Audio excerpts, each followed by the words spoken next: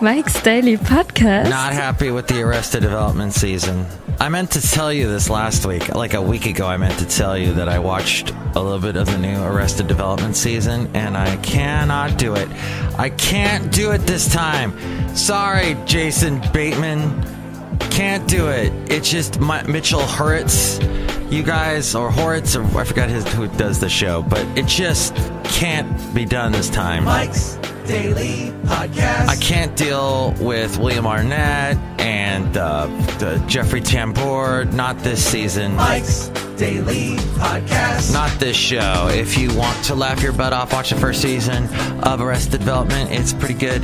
And if you like Jeffrey Tambor, go back and watch the days when he would do his crazy stuff as Hank Kingsley on the Larry Sanders Show, and you'll go, I don't want to be in the show business. It's craziness. So that's what Mike's Daily Podcast. Episode 1651, 1651. What a freaking weekend that was. That was great. Mike's I loved it. Daily Oh, there were a couple hiccups. Podcast. I'll tell you about the hiccups, but first, let me say this show should feature Madame Rootabega, Valentino, and Bison Bentley stopping by. Last show was called Hope, and I hope you had a good weekend. That was my hope, and I hope you're full of hope. In a crazy world that sometimes drives you nuts, there is hope. But I have this wonderful, beautiful lady friend by the name of DT. Hey, I just realized I accidentally posted to my Twitter a link to my... if you want to see my dad, it was Father's Day yesterday, and my dad in 1940 was in a movie called Tom Brown's School Days. He was this chubby little kid. He had a bunch of hair, blonde hair on his head, and he is... Look who walked in.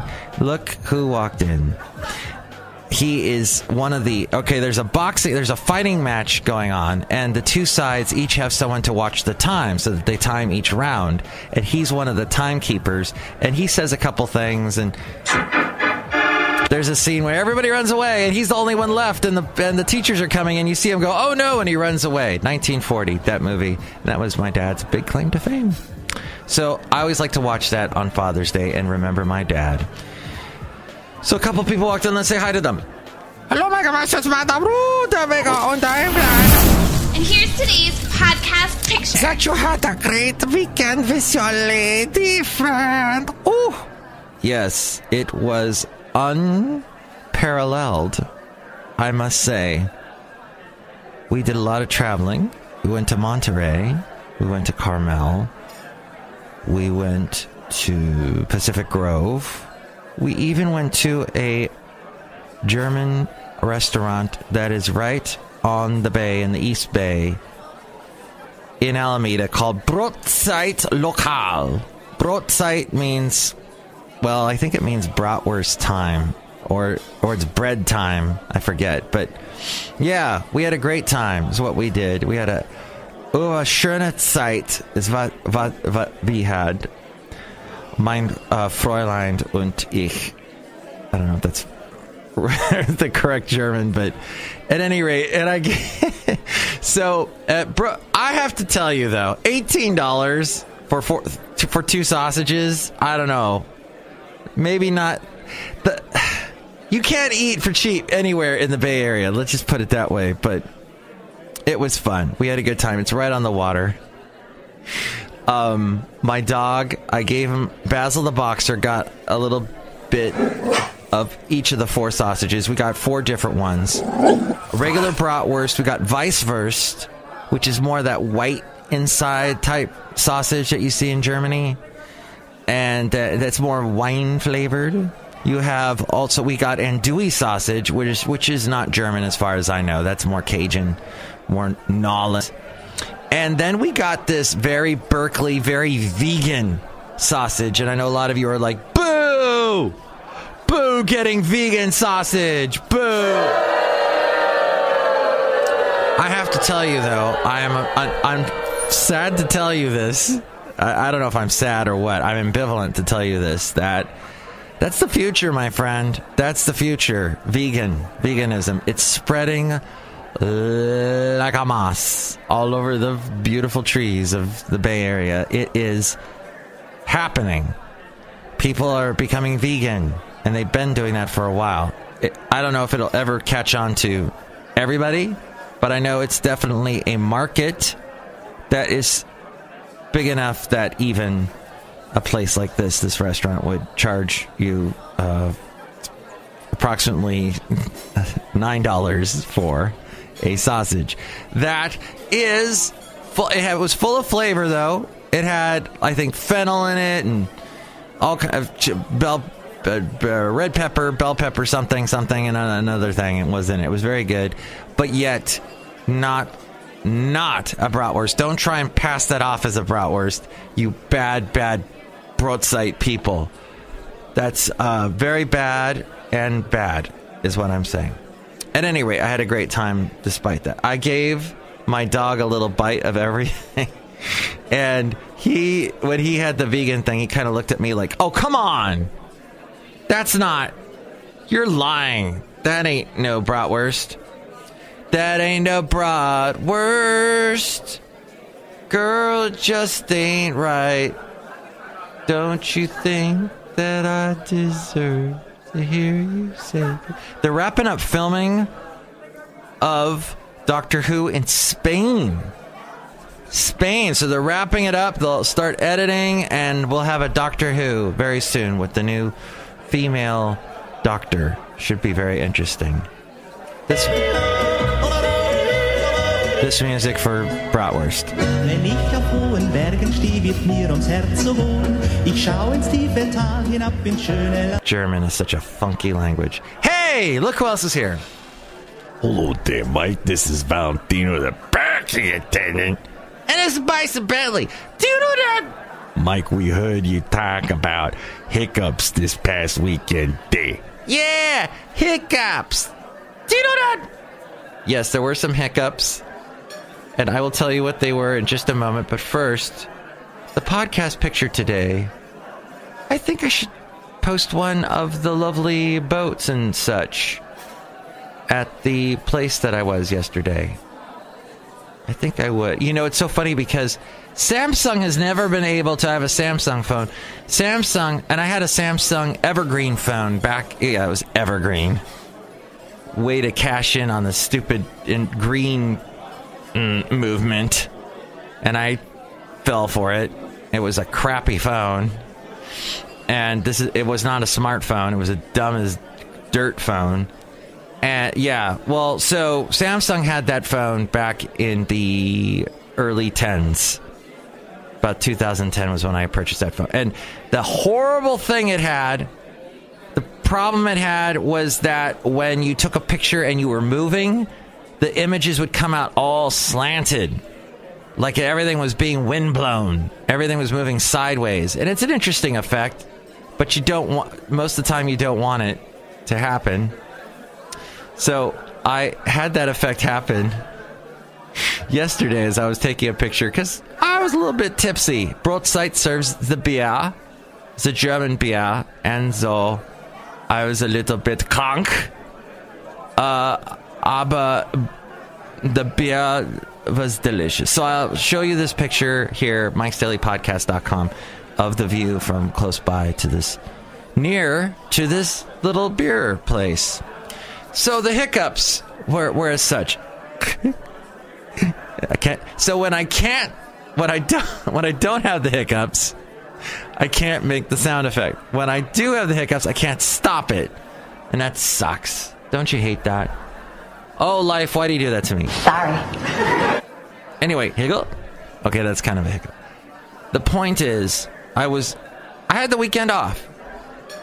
My weekend job asked me to come in to do a little promo for Mr. What's his face? Barry Manilow. And so I went in and I did this commercial, a promo as we call it, because it's promoting something on the station. And I did that, and let's see. You want to hear it? I bet you want to hear it, huh? Okay, I'll play it for you. Here it is. Let's see if it plays. After selling more than 85 million albums, Barry Manilow comes to Las Vegas with Manilow Las Vegas The Hits Come Home at the Westgate Las Vegas Resort and Casino now through October 6th. And you could be there for free. The prize pack includes 2 show tickets, 2-night stay at the Westgate Las Vegas, dinner for 2 at Edge Steakhouse, and airfare. Barry Manilow and you in Las Vegas. Enter now at KKIQ.com. So that's the thing. You got to make it exciting. Even though it's Barry frickin' Manilow, who is probably not going to even do that show. This is probably canceled by the time you hear this. Because as you heard on the last show, he had like 2nd, 3rd degree pneumonia and bronchitis and everything. His larynx fell out. There was all kinds of craziness happening. So I wish him the best. He did write the songs that made the whole world sing. And that Mandy frickin' song was stuck in my head the whole weekend. Ugh. So my weekend job asked me to come in and do that because Mike, why aren't you going to be working for the rest of the month? Well, it's very simple. I was not on the schedule. I thought I was on the schedule for last Saturday. I was all set to go in last Saturday. But as you heard on this podcast a week ago Sunday on the Super Secret Sunday show, I suddenly looked at the schedule and went, oh my God, they've taken me off. They've taken me off Saturday. A great guy by the name of Massa filled in for me on Sunday. Yes, his name is Massa, named after the space station organization. I don't think he's named after that. But anywho, Massa felt... That's his... Massa? I don't think it's like the corn. I don't know. I've never asked him these questions. I think he listens to the podcast. Perhaps he will chime in at some point and fill me in. But a very interesting name. Very nice guy. He said to me, I'll fill in for you yesterday. So I went, okay, that's fine. And I had that on the schedule, let people know. But somehow, somebody crossed me off the schedule Saturday and put this other person that works with us in. I said, fine, okay. And it looked like it was the guy who made the schedule. Let me ask you a question. Who would do that? That's the question everybody's asking.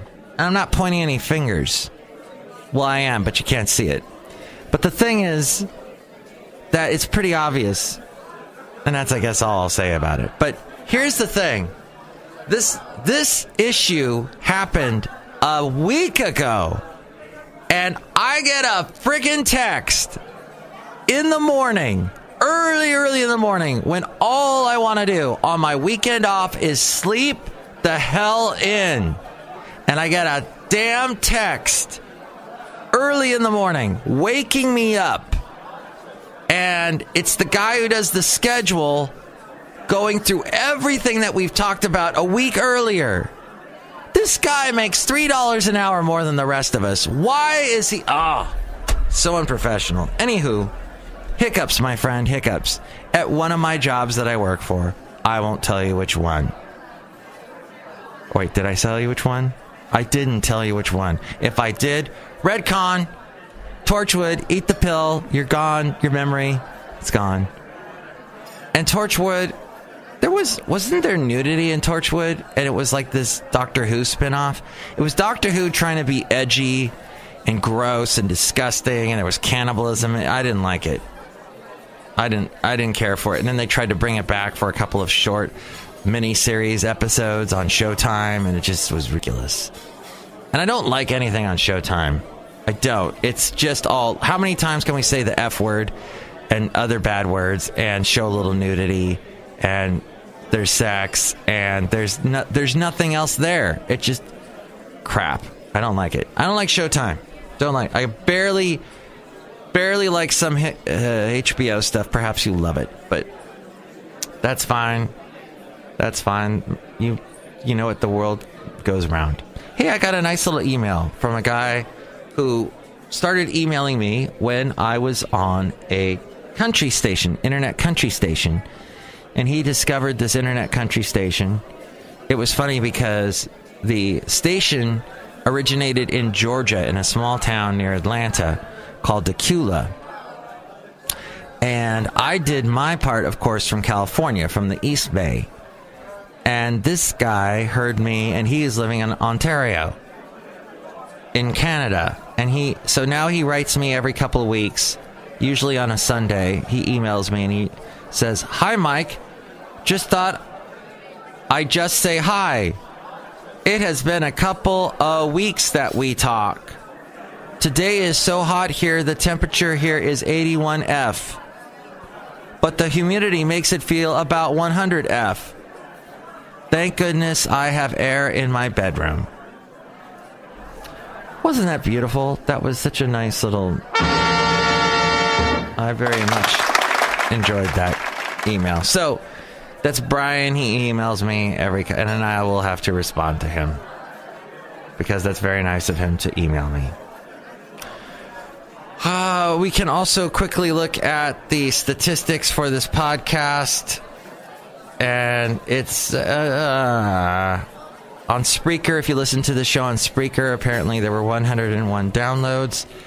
That's down 8 from the previous week. Does that mean anything to you? Nope, means nothing to me. This means nothing to me. Oh, Vienna.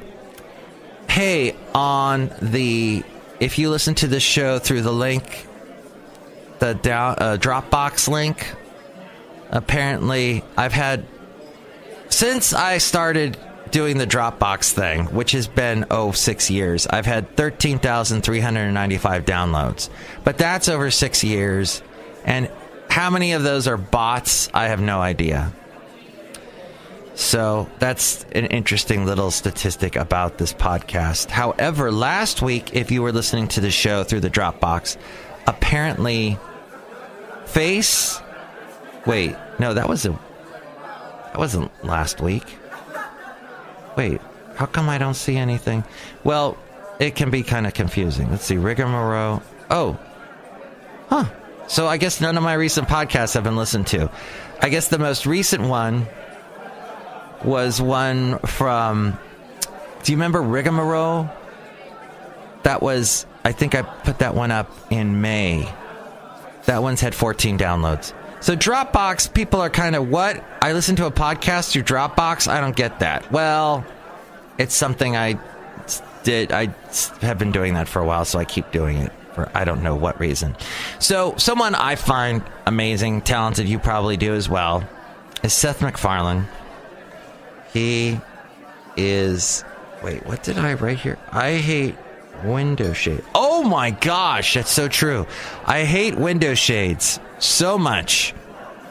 You know those little lines, you turn the thing and they turn to the sideways and it blocks the light, and you turn the little doodad and it turns, then you got light, but then you've got this kind of prison bar effect, only it's horizontal. I don't like shades. And whenever people move to the San Fernando Valley or to Los Angeles because they want to make it big in show business, they want to make it big in Hollywood, they want to make movies that are crap, like the rest of the crap we see on HBO, when they move from, let's say, Kansas or Missouri or some small, tiny, teeny, weeny little town in Nebraska, and they move to San Fernando Valley, Los Angeles, in that area. And they move there. The first thing they do is they move into a tiny apartment. The carpet is usually white, and they get shades on the windows, these shades, and they close the shades. The blinds, they're called blinds. God, I'm so blind today. Is my problem. They close the blinds, and then they watch TV all day. Is you blind? And they, watch. They try and make their movies on their laptops or whatever it is. One more time. Is you blind? Okay. Oh my. And that's what they do in the San Fernando Valley. That's what they've always done. And now that's spread all over the country. And you've got kids that sit there, or teenage 20-somethings that sit in their rooms, and they pull the blinds, they close them up, and they play video games all day. That's probably what they did all weekend. And their eyes are bugging out of their heads. and they've gained 20 pounds over the weekend, and now they're Oompa Loompas walking around. This is what's happening, my friend. And I hate blinds. I hate them. I hate stores that have any word blinds in them. Come to Blinds R Us today and get your blinds. I hate blinds. I think blinders are bad, okay? They're okay. I guess they help out with the horse. But I don't like the blinds. I don't. Okay. I thought I'd get that off my chest. I feel so much better. Don't you? No? Alright. Well, it was something that had to be said. Blinds. Okay, back to Seth MacFarlane. He had a little something to say. Can you tell I've had only 4 hours sleep? Good. Seth MacFarlane has weighed in on how he feels about Fox News' portrayal of other media outlets. Seth MacFarlane, who never gets old. He still looks young, like a little prankster. He's such a little prankster, such a little brat, such a little... I want to punch him in the friggin' face. He said he has worked with Fox Broadcasting for nearly 20 years. Yes, 20 years, beginning with the creation of Family Guy in 1999. That's when it all started. Good on him for coming up with that all on his own. He tweeted that he is embarrassed to work for the company. The tweets was a response to CNN's Brian Stelter, who had tweeted a quote of Fox News host Tucker Carlson, encouraging his viewers to always assume the opposite of what they're telling you on the big news stations. In other words, MacFarlane wrote, don't think critically. Don't consult multiple news sources. And in general, don't use your brain. Just blindly obey Fox News, Seth MacFarlane wrote. This is fringe bleep. Let's see if I can do this. Make it sound like I'm saying the word. Shh. It's fringe, that. And it's business like this that makes me embarrassed to work for this company. He is far from the first celebrity to criticize Fox News, but as an industry vet with a long-standing relationship with Fox, MacFarlane's commentary may bear more weight. And I'm not going to go into the whole frickin' Comcast deal that might happen with Fox. Fox meeting to consider Comcast bid this week. Seth MacFarlane's Family Guy was picked up by Fox in '99 when Seth sought a more primetime audience for his work, and Fox took notice of his college thesis shorts, which centered around an early concept of Family Guy characters Peter and Brian as Larry and Steve. Larry, who's Larry? Larry's one of the guys on the show, I guess. And Steve, wait, what? I don't know. Since then, Family Guy has aired for 16 seasons. MacFarlane has since created the, quote, The Orville, American Dad, The Cleveland Show, all for Fox. Oh, he also had a hand in rejuvenating Cosmos, which I was okay with. I can deal with that Neil deGrasse Tyson. He's brilliant. He seems charming, but he has the same delivery all the time with warm, soothing voice, and he talks about and he does that hand wavy thing with his hands. And you know, if you watch this show in a room in the middle of the day and it's sunny outside, and you should be outside getting vitamin E, F, K, or whatever it is for your skin, and you get out there in the sun, you should be doing that and laying by the pool, because you're in California after all, you idiot. And instead, you're inside watching Cosmos with me and the blinds pulled. You're kind of a doofus. So, yeah, I can deal. And then they had animation on Cosmos. And I said, no, that's Seth MacFarlane saying, I like animation. I'm Seth MacFarlane. This is the voice I do really well. Ooh, they can also do this voice. So, I'd like to wrap up the show because we've been going on, and you're probably busy with your life, and you got stuff to do. I'd like to end this show, or start the show, depending on how you look on things, by saying that there's outrage growing as the families are being separated, as you've heard. Melania chimed in on it. Calls on both sides to end the family separations. And there's a big tent somewhere near El Paso, Texas, where there are lots of teenage boys and young kids being held. And what's interesting is NPR had an article, a little news story about that. And the correspondent who did the report was from KQED in San Francisco. So what is a correspondent from the Bay Area, California, doing all the way over in El Paso, Texas to report on this border story? It makes me think that the NPR affiliates in Texas don't care at all. They're getting money from their subscribers, but they don't care. Like, oh, we don't see what's happening here along the border. Maybe that's what's going... I don't know if that's also true of where we have the border here in California, in San Diego. So the point is that what's happening, the correspondent from KQED, he was there he was filming, taking pictures of some of the young teenage kids that are being detained for crossing the border. They're playing soccer and they're listening to the World Cup, which apparently they're broadcasting over loudspeakers for them, but in English. And so you better learn English in a hurry if you want to know what's going on with the World Cup. And I guess Mexico beat Germany. And I guess I should play that song again. You want me to play a little bit more of that little yodeling thing? That was just so nice, and I didn't know what they were saying.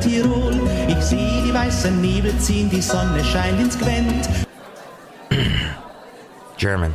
As we go outside a Café Anyway, we're bringing you Mike's Daily Podcast, somewhere in Podcaster Valley. So they are apparently, these big tents are being air conditioned for the kids, but it's interesting the phase we moved into in the immigration story, and that's a big story today. And I guess I'm done talking. Oh, the other story too, that I think it's the latest podcast from the New York Times called The Daily is the name of that. They are discussing how Obama, we think, Trump hates the media and does his whole, fake news thing. But you are fake news. Fake news. Fake news. Obama had his own share of it. And he, in fact, and this is the New York Times reporting this, by the way, saying, hey, Obama, people forget, he actually would go after a lot of reporters, and it made America like the 49th worst state to have, or country to have news. It was reporters were being prosecuted by Obama. So that's not even funny. I found that an interesting podcast to listen to today. Okay, that's the end of the show. I want to thank you for listening to my rantings and ravens and running off at the mountains and all that fun and stuff. And I hope you have a great day and that you're not blind and you don't hide behind the blinds and you welcome in the light. Because that's what life is light. That the words sound so similar, that's what it must mean, right?